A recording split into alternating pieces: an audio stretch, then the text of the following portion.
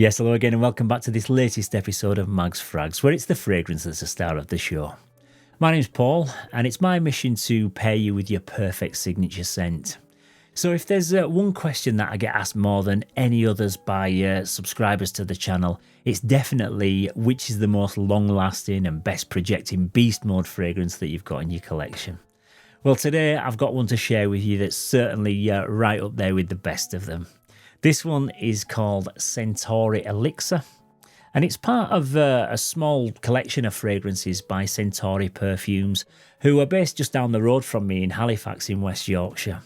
The owner and perfumer behind the collection is fellow YouTuber Peter Carter, and his channel's called Fragrance View if you also want to go and check him out.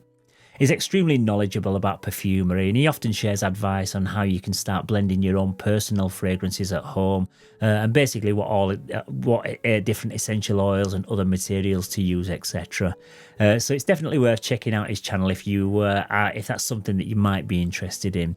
And who knows, you may even see a Mags Frags Elixir down the line at some point once I've picked up a few more tips from him. Anyway, back to this one, and I'd categorise this as a boozy gourmand fragrance that definitely leans way more masculine than it does feminine. It's priced at £96 for this 30ml bottle size, and it comes in a 20% extra concentration, which is basically classed as pure perfume.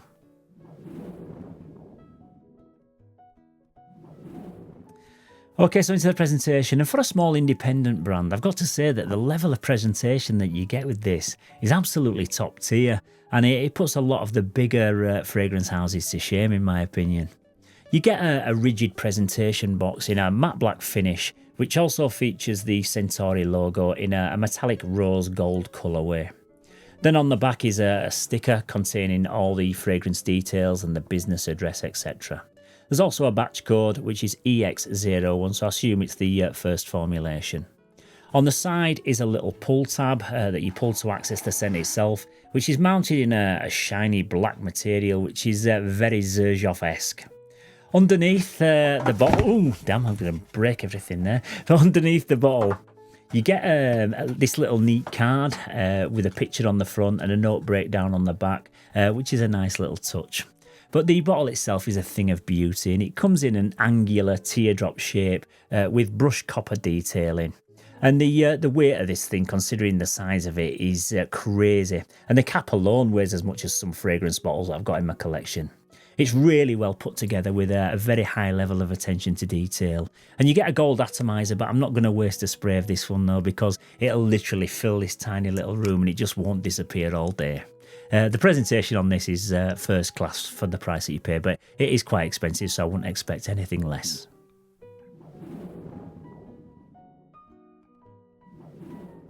Okay, so into the note breakdown, and the top notes in this one are cognac and dark roasted coffee beans. In the heart, we've got caramel and Texas cedarwood, and the base notes are sandalwood, patchouli and musk.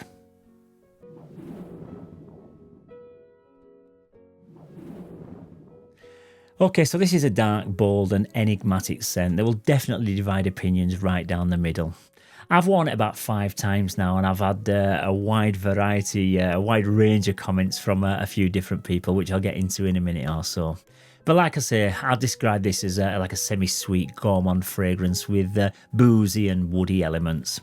It starts out with the triad of coffee, cognac and the Texas cedar, and it doesn't bother with any of the fresh opening notes that you get in some fragrances. It just gets straight down to business, setting its captivating and mysterious tone.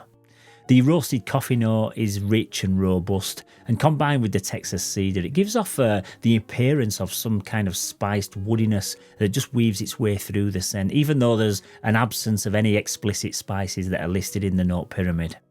The Texas cedar is a very clean woody smell, and blended with the sandalwood, it's more of a dry pencil shavings type aroma. The cognac note is quite prominent in the opening, so it does start out fairly boozy, but as the scent kind of transitions through into the dry down, it does seem to get lost a little bit amongst the more aggressive notes. As it evolves, the gooey sweetness of the caramel and sandalwood provides a buttery smoothness, but it's more savoury than it is overly sweet. So Peter mentions on his channel that people have described the dry down as smelling a bit like biscuits or a brandy snap, which I can definitely agree with, because for me, it reminds me a little bit of these Biscoff biscuits, especially when you're enjoying one of these with a nice cup of coffee. But yeah, a spicy biscuit kind of aroma is what I'd describe it as. But I've personally had it described to me a couple of times now as smelling like an Asian spicy curry smell, and which I don't personally get myself. But on two separate occasions now, people have picked up on like this curry-like aroma, and family members have mentioned it as soon as they've walked through my front door and asked me if I'd been cooking or had like a curried pot noodle or something like that, which I found quite funny at the time. It is one of those complex fragrances that different people will get different experiences from, so it's not one that I'd recommend that you go ahead and blind buy, and I'd suggest just picking up a sample of it first, because it isn't that readily available to test. I find it to be a warm, comforting fragrance that smells great, but I also can see why it may be just a little bit too rich and challenging for a few other people though.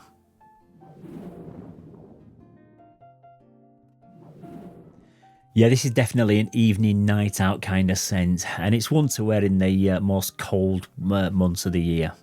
Even though it's not too sickly sweet, it's far too dark and dense to wear during the day casually, or to wear as like a work or an office scent in my opinion.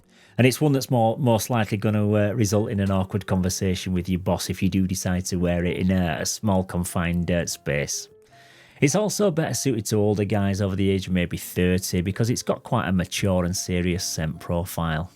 I'd also avoid this on a date night unless you know the person likes it, because it's been mainly women that have given me the most harsh criticism of it, so it's certainly not a safe bet if you're out for unsolicited compliments or you're trying to make a good first impression.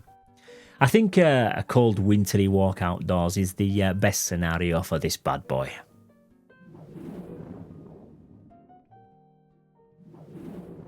Yeah, the performance on this is absolutely mind-blowing, and it's the category where it wipes the floor with most of the fragrances that I've got in my collection or that I've even tested. You sometimes hear reviewers like me saying you only need to give a couple of sprays to certain fragrances, etc. And then you think to yourself, yeah, right, and go ahead and give yourself 5 or 6 and they still don't project brilliantly. But this one's a totally different story, and all you need to do is give yourself 1 or 2 sprays and it'll completely fill a room, and that's no exaggeration. It projects like an absolute monster, and that's another reason why you should never ever wear it as a work scent unless you're deliberately trying to wind up your colleagues. It's just totally relentless and it just never seems to fade. You could wear it all day and night, go to bed that night, get a shower in the morning and you'd still smell it on your skin. But it's just a beast, and if you want the ultimate performer, I'd say look no further than this one.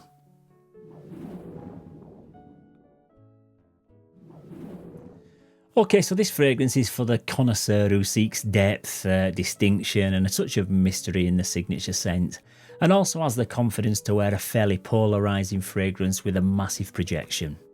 I find it really enjoyable personally, and I don't actually care what other people think, but if you're looking for a scent that's going to bring in endless compliments, then this might not be it. It's going to attract as many negative remarks as it does positive, so you need to have a slightly thicker skin when you rock this one and take any negative stuff on the chin. One thing is for sure though, absolutely everyone who's within maybe 10 or 15 feet of you will 100% notice it and will almost certainly garner some sort of compliment and comments. It is a testament to Peter and his art of fragrance making, where every note's been carefully considered just to contribute to an overall narrative that's dark, mysterious and irresistibly complex.